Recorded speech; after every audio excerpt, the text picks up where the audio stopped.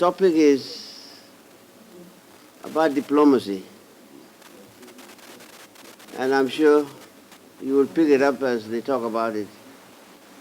Diplomacy in relationship to Southern Sudan. Ambassador Wundu is an ambassador seconded to the Chamber of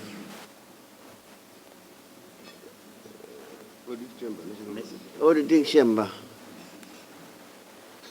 So he is the Auditor General. Now, I will leave the rest to my colleague, Lualdeng. Thank you. Thank you, Chair. Let me ask Dr. James Okok to pick up the topic. Actually, we are this close discussion group over the internet. We are looking at the role of our diplomacy in promoting peace. And James volunteered. He came out with the title, Peace and Reinvigoration of South Sudanese Diplomacy, Regional and International Rapprochement.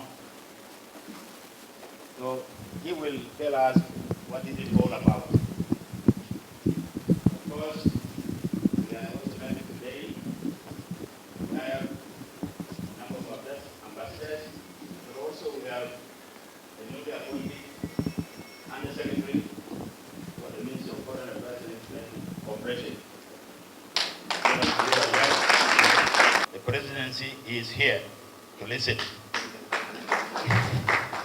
So, but that should not restrain whatever you want to say, because we are discussing issues which concern all of us, and it is not finger pointing. Akola Jawil will say something. After that, Ambassador Stephen Wundu, the main discussant, will also say something.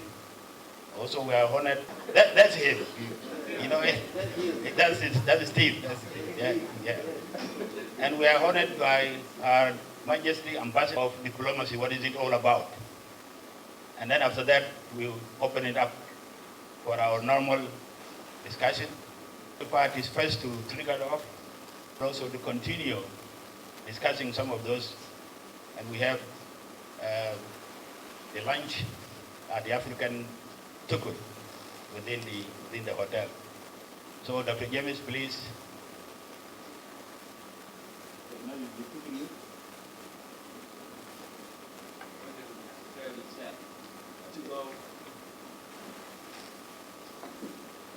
Suggestion, but I suggested that why don't we put it this way, peace and reinvigoration of South Sudanese diplomacy, regional and international rapprochement.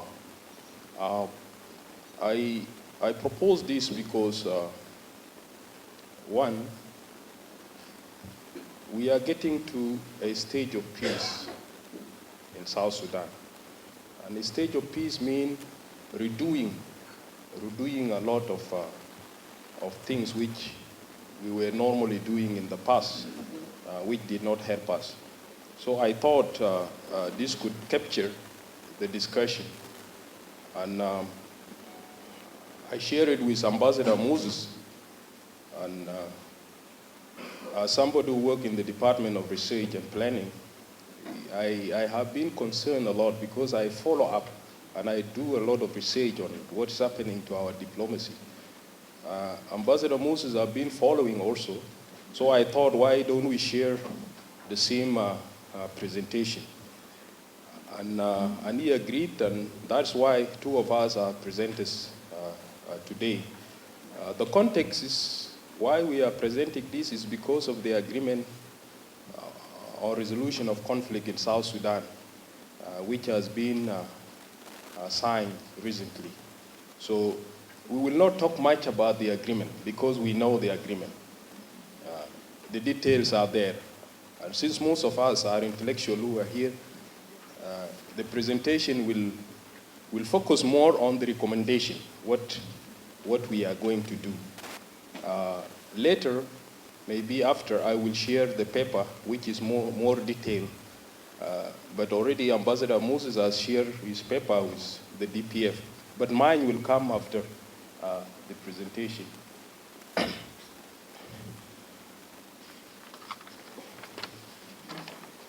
Let me start. What is diplomacy? So that we understand what we are talking about. What is diplomacy?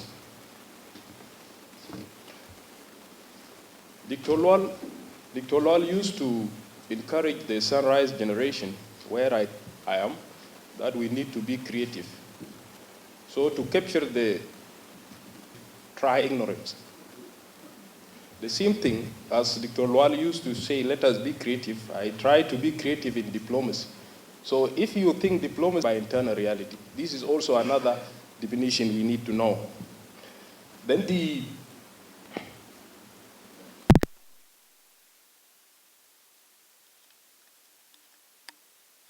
definition, protocol, etiquette, discipline, cooperation, strategies, tactics, and techniques that engender goodwill and clarify intention without propaganda or strict laws. Some people think that diplomacy is propaganda. Propaganda is much used in military. In diplomacy, especially with the globalization of today, where information runs very fast.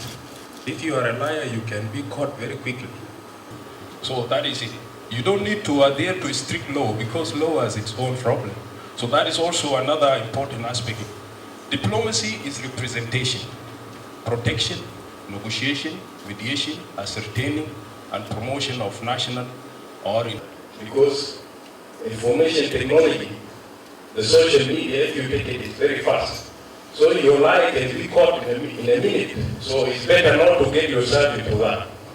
Then you have diplomacy is the legalization of diplomat espionage in the host. Even if it is allowed, you have to also be careful. Though you are covered by that law, this is espionage, you have to do it in a professional manner. Please, can you? Diplomacy, and you have track 2 diplomacy, and you have third-party diplomacy, which is based on good offices, mediation, conciliation, arbitration, and adjudication. These are some of them. Diplomacy is the custody of the Ministry of Foreign Affairs. In links with country missions, they are the one who frame diplomacy. You have military high commands. They are also very important in framing diplomacy. You have leaders of business and financial communities. You have intellectuals from university and other think tanks institutions. You have journalists, you have civil society organizations, you have communities organizations, you have faith-based organizations. These are the elites who really form your diplomacy. If these elites are not in your diplomacy, then you have a problem. So you need to take care of this. Then, if this is the case, if this is diplomacy, then we can say that diplomacy is really a serious business without commerce. That is the conclusion. If what we have said is what is required, then it is not a joke. If you joke around it, then you will be in trouble. So it is a serious business. Without commerce, commerce means you don't take it as business where you gain money and whatever. It is a serious business which is really complicated. So where are we? Okay. You have Article 1 of the Transitional Constitution 2011. Define this: South Sudan is a sovereign and independent republic. It is a multi-ethnic, multi-whatever, and it is all-embracing, all this. So this is what defines South Sudan: regional and internal, geographical location and geopolitics, environmental safety. This is what we then Washington D.C. for the bilateral relation with U.S. Starting for the conduct of South Sudanese diplomacy. How are these places staffed? This is how it is. Ambassadors at the headquarters, we have 49. Ambassadors in the mission, we have 54.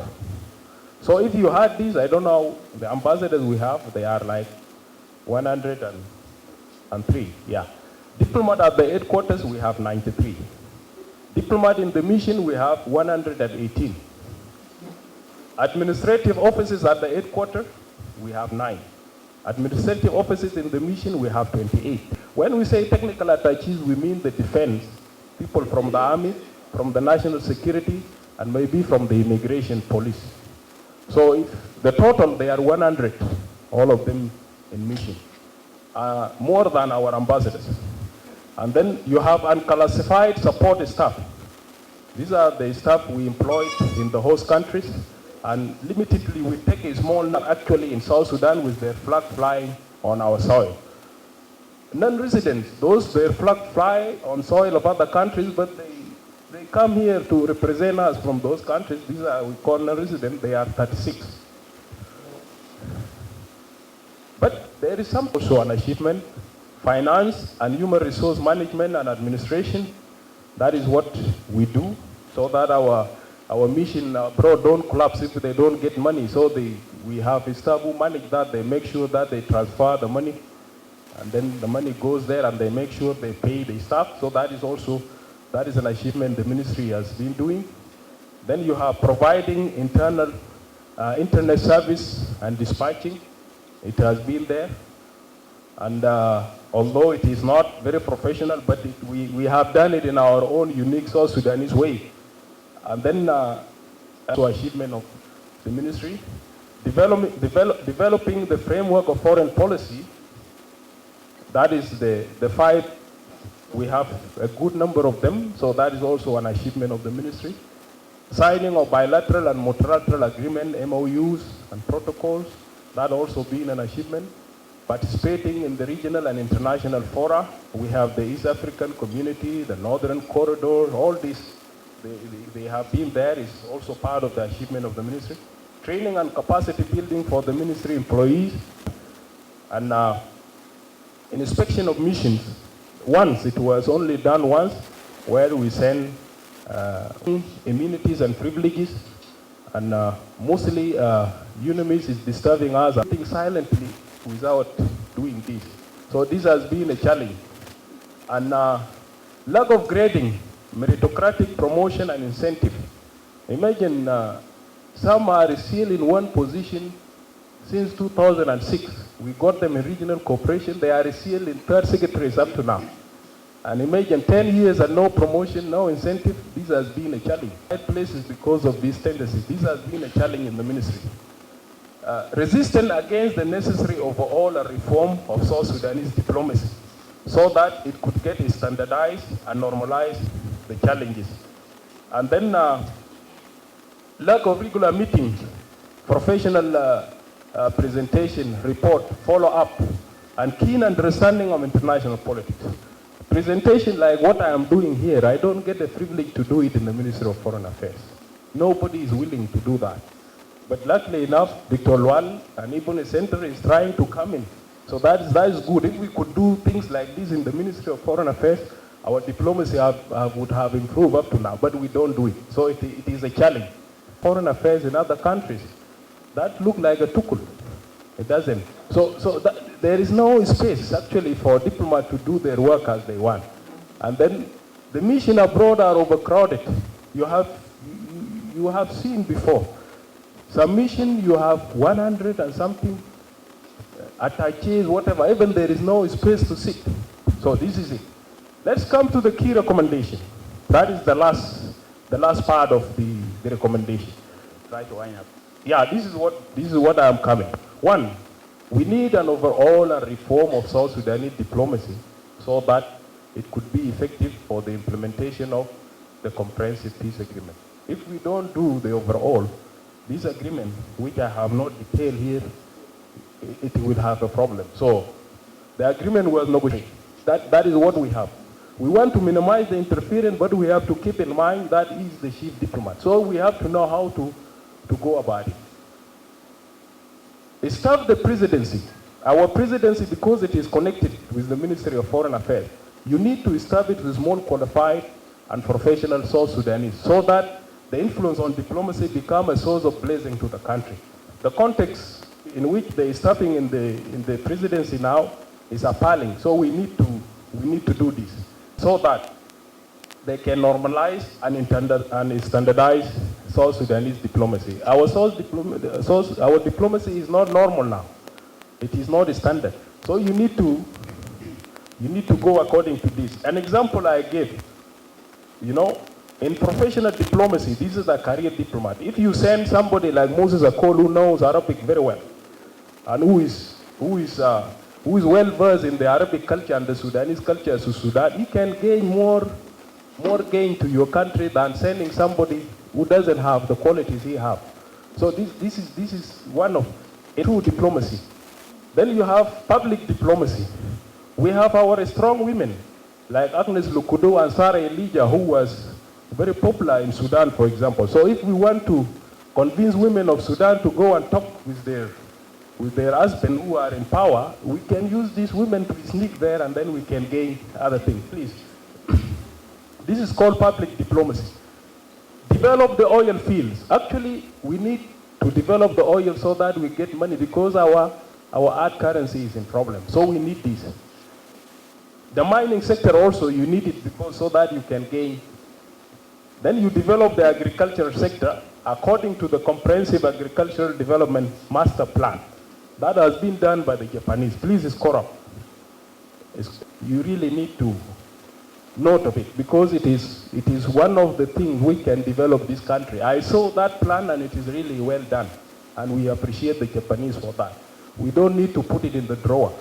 We need really to bring it out so that it can. This can be like, we can develop a specific policies, like look South America policy. We look at Brazil because Brazil is a tropical agriculture. Our country is a tropical agriculture.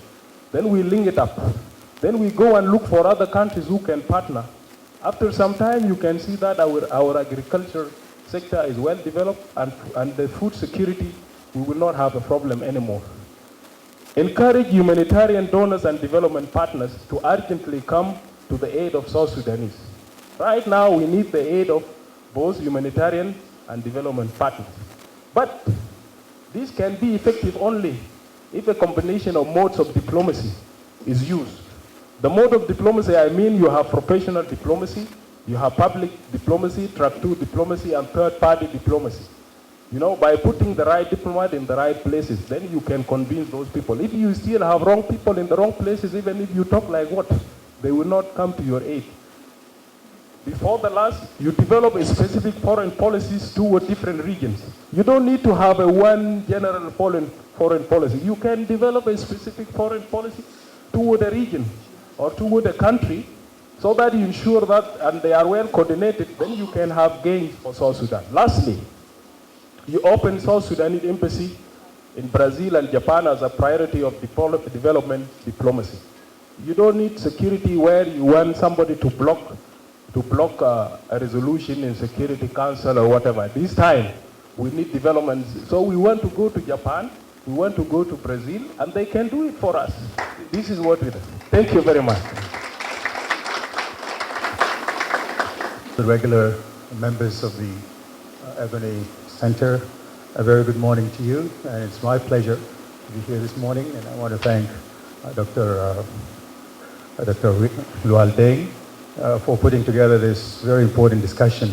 And I think he and I had a very good discussion a year ago, maybe suggesting that we should talk about our foreign policy, and not for the purpose of blaming anybody, but just to assess. I'm not going to get into that, but diplomacy without the foreign policy that guides it, it's meaningless. So I want to talk a little bit about some of the... My what?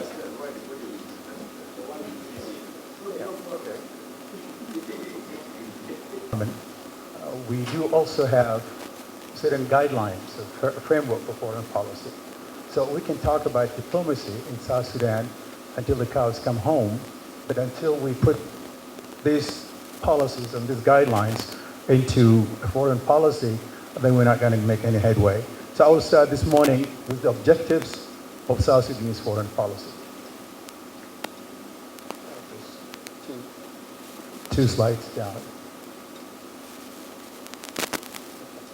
Well, the chief purpose of a foreign policy is, of course, to advance the country's interests, and that's very, very clear, and it's everywhere. So we know all that. But how about for South Sudan? What are the objectives that the interim constitution outlines? So the draft constitution, the draft constitution, in fact, proposes outline of the new republic's foreign policy and states that foreign relations is in shambles. And it looks like those policy guidelines remain in the drawer. So how do you activate these things? Well, you activate them by, first of all, grouping them into short-term, mid-term, and long-range objectives. Next slide, please. Next. Issue in order to deal with them. The next slide.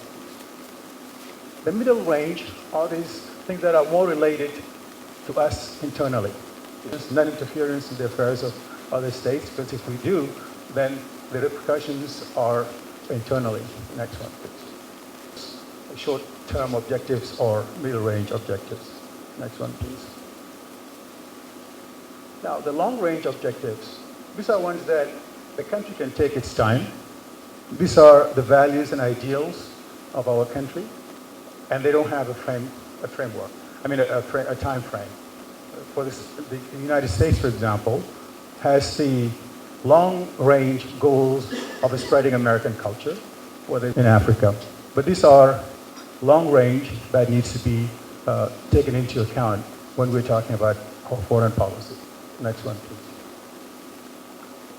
So now, after you have grouped all these things, then you look at, you try to say, okay, now we have put all these things together. Where do we go from here? And that question is answered by the determinants of our foreign policy. We cannot just have a foreign policy based on our wishful thinking. It has to be based on the reality of our country. And if you go to the next slide, are external. And let me just talk about two of them. Let's talk about the world order. This world order into which South Sudan was born, in fact, has been ushered in by the collapse of the former Soviet Union in the 1990s. So it's basically a unipolar world order. And as we saw earlier, one of our long-term goals is to, in fact, reform the prevailing world order. But before you do that, the reality is that this is a unipolar world order. So countries, small countries, and resource-rich, like South Sudan, will have to tread very, very carefully in that world order. They will have to make alliances. That's also part of this. And they will also have to play their cards very, very carefully. The foreign policy. But the one that I need to talk about is the next one, please. Next one. Less the reflection of the internal issues of the country. We need to be cognizant of some of these. And it's the size and geography of the state. You know, there was a time that the United States of America was very comfortable early on after its independence, very comfortable with its balance as such. Why? Because it was bordered in the east by the Atlantic Ocean, and from the west by the Pacific Ocean. Unlike in Europe, where these countries were all together, America did not feel the need for any balance of power or any collective security as such. Now, until America was forced into First World War and Second World War, it was not in sync with the rest of Europe. And it's ironically also that when America got involved on the international scene, it was in fact to save Europe rather than to save America. Now, the historical influence. All of us know that South Sudan came into being after almost half a century of conflict with the North. But even before that, during the Ottoman Empire, South Sudan was basically living in a daily fight for survival. Now, psychologically, it's very, very clear, it's very obvious that a country coming out of that war, it will take it a very long time to get rid of what I call the burden of history. And if that burden of history creeps into our foreign policy, then our main interests will lose track of our own interests. There are certain countries that we have, of us always say, oh, we want the Kenyans, Ugandans, and Ethiopians to come because they helped us during the war. Well, you don't base your foreign policy on who helped you and who did not help you. You have a good relationship with who helped you, and even try to good relationship with who did not help you. But you cannot have a foreign policy laden with history, and just because these people help you. It has to be real politique. You have to look at the interests of these countries and your own interests. So the burden of history, we're not the first. In fact, South Sudan is it belongs to a generation of countries that separated from the mother countries in the last 20 years amicably. You can talk about Eritrea in 1994. You can talk about East Timor in 2002. East Timor is a very good, it's a model of foreign policy as far as I'm concerned, with former enemies. It did not only have a relationship with Portugal and Holland and Australia and so forth, but it also helped neutralize any conflict within the ASEAN organization. And that's what a foreign policy, a real foreign policy is supposed to be doing. And since Dr. Love gave me 15 minutes, let me rush to the last part that I think is very important. That's the Minister of Foreign Affairs and the misconceptions about it. You will have to go really fast into this. Yeah, right here, thanks. Minister of Foreign Affairs is a younger institution internationally compared to the practice of diplomacy. In fact, it came into being almost 2 centuries. It is dedicated to the conduct of foreign policy. You do not have one ministry that was in charge of the foreign ministry. And if you read the document that I have circulated to the Ebony Center, you will find that, in fact, even Turkey, the Ottoman Empire that ruled the world for a very long time, did not have a foreign ministry until 1820, after the War of Liberation. So this institution is rather new, and there's a lot of misconceptions around it. And even it's more, there are more misconceptions about it in the Republic of South Sudan. There are some people who think that the work of the foreign ministry is to deal with whatever is outside the country. Therefore, the meeting of accredited ambassadors to South Sudan with other ministries, is their own business.